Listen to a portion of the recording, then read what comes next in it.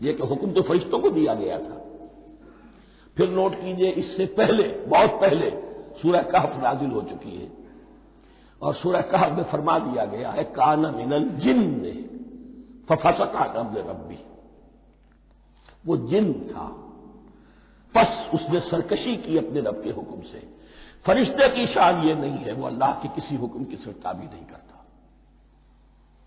لا یعصون اللہ ما امرہم ویفعلون ما یؤمرون، وہ اللہ کے کسی حکم کی نافرمانی نہیں کرتے اور جو حکم ملتا ہے بجا لاتے ہیں۔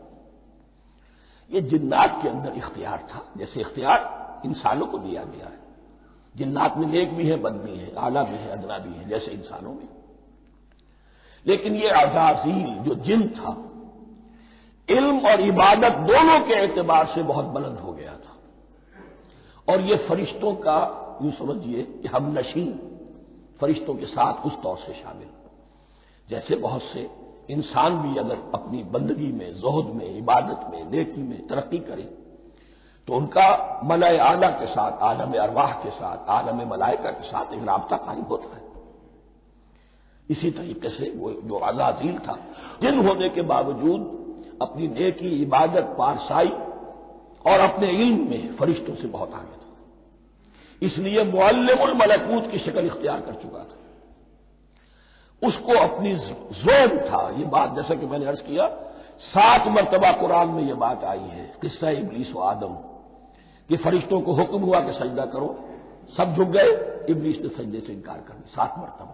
یہ 7ویں مرتبہ ہے جو ہم پڑھ رہے ہیں، مصحف میں پہلی مرتبہ آ رہا ہے، ترتیب نزول میں 7ویں مرتبہ آ رہا ہے۔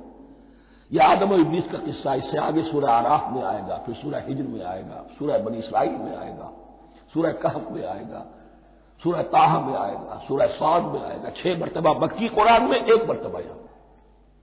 تو یہاں اشارہ نہیں کیا، اس لیے مغالطہ ہو سکتا ہے، لیکن یہ کہ سورہ کہف میں آپ کو بتا چکا ہوں کان من الجن ففسق عن امر ربی، اس نے اپنے رب کے حکم سے سرتابی کی۔ نام اس کا عزازیل تھا، ابلیس اس کا صفاتی نام ہے اب، اس لیے کہ اب لسیبلسو کے معنی ہوتے ہیں مایوس ہو جانا، یہ اللہ کی رحمت سے بالکل مایوس ہے، اور مایوس جو ہو جائے وہ شیطان ہو جاتا ہے۔ اب میرا تو چھٹکارا نہیں ہے، جتنوں کو برباد کر سکوں کروں، میری تو عاقبت خراب ہو چکی ہے، جتنوں کو اپنے ساتھ، ہم تو ڈوبے ہیں سنم، تم کو بھی لے ڈوبیں گے۔ اب وہ شیطان اس معنی میں کہ انسان کی عداوت اس کی گھٹی میں پڑ گئی، اس نے اللہ سے پھر اجازت بھی لی کہ مجھے مہلت دے دے، یوم یبعثون، قیامت تک کے دن کے لیے، تو میں ثابت کر دوں گا کہ یہ آدم اس رتبے کا حقدار نہ تھا، مستحق نہ تھا جو اسے دیا گیا۔ انا خیر منہ، میں اس سے بہتر ہوں، خلقتنی من نار وخلقتہ من طین، تو نے مجھے آگ سے بنایا، اسے گارے سے بنایا۔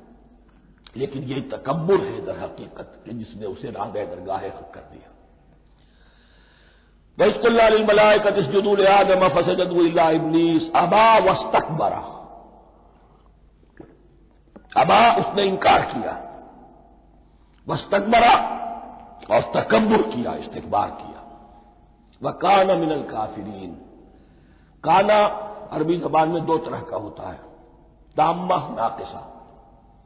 ایک معنی یہ ہو سکتے ہیں کہ ہو گیا، اب اپنے اس استکبار اور انکار کی وجہ سے کان من الکافرین، وہ کافروں میں سے ہو گیا۔